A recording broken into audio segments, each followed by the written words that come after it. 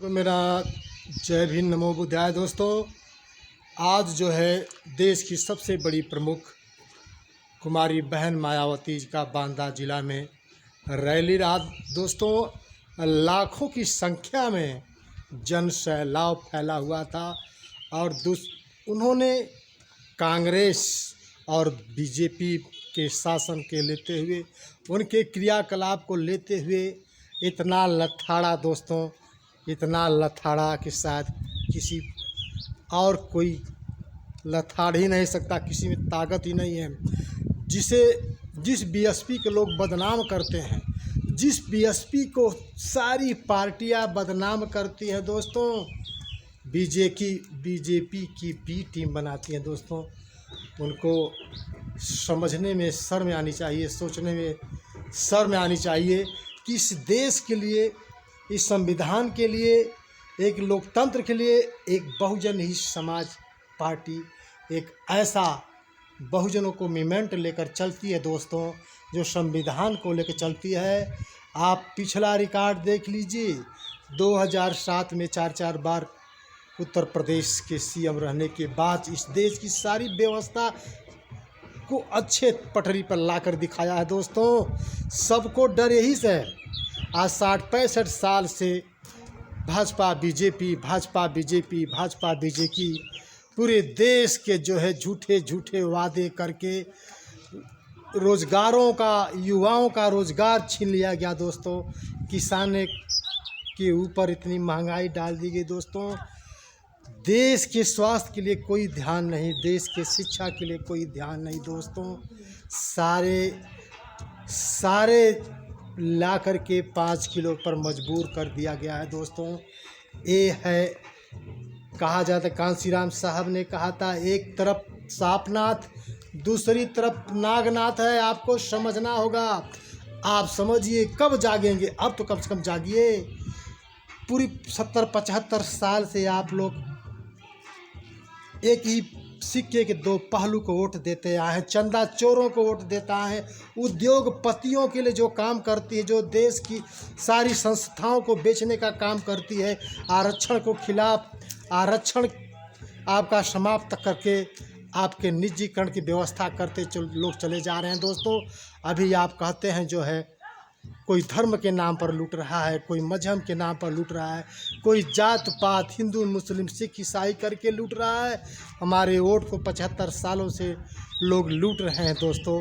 और वास्तविकता में संविधान को भी पूर्ण रूप से लागू नहीं हुआ दोस्तों। जिस दिन बीएसपी, डर इसी बात की है कि जिस दिन बीएसपी इस संविधान पर आ जाएगी, भारत के सबसे बड़े कुर्सी पर आ जाएगी, वह पूर्ण रूप से जो है संविधान को लागू करेगी। वो लोग जानते हैं, इसलिए सारी पार्टियां दोस्त बीएसपी को लगा रही है दोस्तों। जबकि बीएसपी अकेले अपने दल पर भारत में एक राष्ट्रीय पार्टी बनकर संवैधानिक ढंग से संविधान के, लोकतंत्र के लिए लड़ाई लड़ रही है, रोजगार के लिए लड़ाई लड़ती है दोस्तों। कहती नहीं, वो करके दिखाती है। झूठे वादे, झूठा खोर, चंदा चोर नहीं है। आपको भी हाल में ही सुप्रीम कोर्ट जो है क्लीन चिट दिया है। बीएसपी जैसी ईमानदार पार्टी इस देश में कोई पार्टी नहीं दोस्तों। बाकी तो सब उद्योगपतियों की सरकार है, चंदा चोरों की सरकार। चंदा ले करके इस देश पर 60-65 70-75 साल से ये लोग गुमराह किए हुए हैं दोस्तों। इस देश में रहने वाले भारत के मूल निवासी, जिसकी संख्या जो है 90% हो करके कुछ लोगों के हाथ में गुलाम आज 75 साल से दोस्तों। अरे अब तो जागिए, बहुजन समाज के लोगों, इस भारत के कमज़ोर एसटी, ओबीसी और माइनॉरिटी के लोग, अब तो जागो। अब क्या देखना चाहते हो? 75 साल से देखते आ रहे हो, अभी भी तुम्हारे आंखें नहीं खुल रही है। अब आंखें खोलो, अपने संविधान को बचाओ। वो लोग जानते हैं जिस दिन बीएसपी आएगी, क्योंकि बीएसपी एक ऐसी पार्टी है दोस्तों जो सर्व समाज के लिए काम करती है, सभी वर्गों को लेकर चलती है, सभी वर्गों के लिए काम करती है दोस्तों। उस पार्टी पर कलंक लगाते हैं, ऐसे लोगों को शर्म आनी चाहिए। बीजेपी की बी टीम बताते हैं, शर्म आनी चाहिए। क्या जितनी छोटियां पार्टी है, ओबीसी साहब की पार्टियां हैं, चंद्रशेखर की पार्टियां हैं, सपा है, क्या सारी पार्टियां जो है बीजेपी की बी टीम है? यानी जो बीजेपी बीजेपी से अलग हैं, वो सब जो है बी टीम है। बीएसपी एक राष्ट्रीय पार्टी है, ये बहुजन का मूवमेंट लेकर चलती है, महापुरुषों को मूवमेंट लेकर चलती है, संविधान लेकर चलती है। वह किसी झूठे वादे लेकर नहीं चलती है दोस्तों। वो 2007 में ही उन्होंने दिखा दिया था।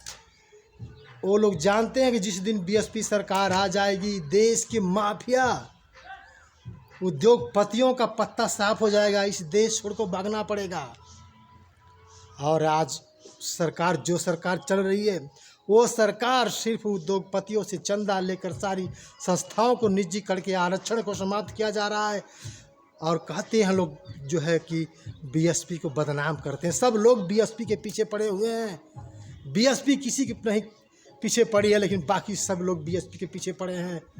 उनको इसी बार का डर है, बदनाम करने के लगे हैं।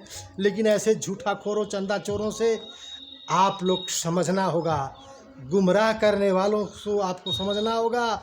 समझ बूझ करके अपने देश के लिए, अपने संविधान के लिए, अपने लोकतंत्र के लिए लड़ना होगा। आप मेरे भाइयों बहनों, इतने साल से आप लोग कम से कम शिक्षा के बारे में तो सोचिए, आने वाले अपने भविष्य के बारे में सोचिए, अपने बच्चों की तकदीर के बारे में सोचिए।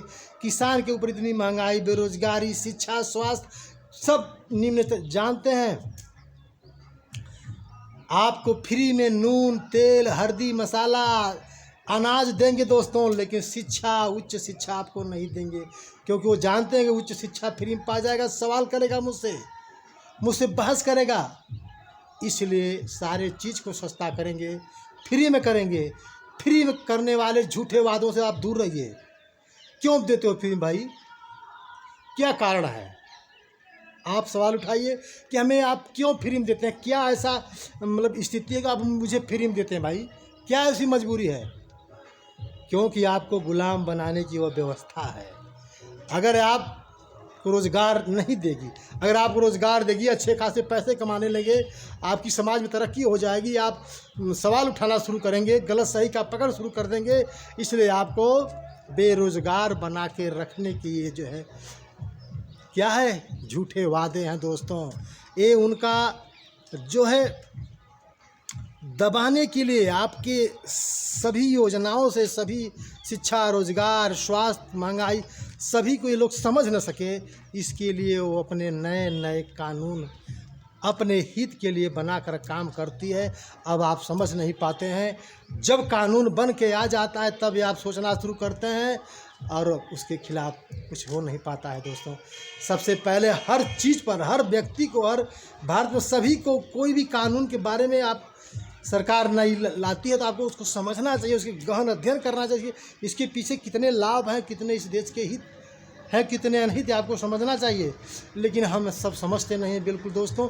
आँख मूंद करके फ्री का राशन लेते हैं, इसी में अपनी मानसिक गुलामी बनाकर अपने देश को जो है खाए की तरफ ढकेले हैं दोस्तों। आपको इस देश के लिए, इस लोकतंत्र के लिए, इस संविधान के लिए आपको अपना सही वोट, जो जिस वोट के लिए बाबा साहब ने आपको अधिकार दिया, आपको बाबा साहब ने बादशाह बनने के लिए वोट दिया था दोस्तों। वो जानते थे कि हमारे 90% लोग हैं, जिस 90% लोग एक हो जाएंगे, इस देश का शासन सत्ता अपने हाथ में लेंगे।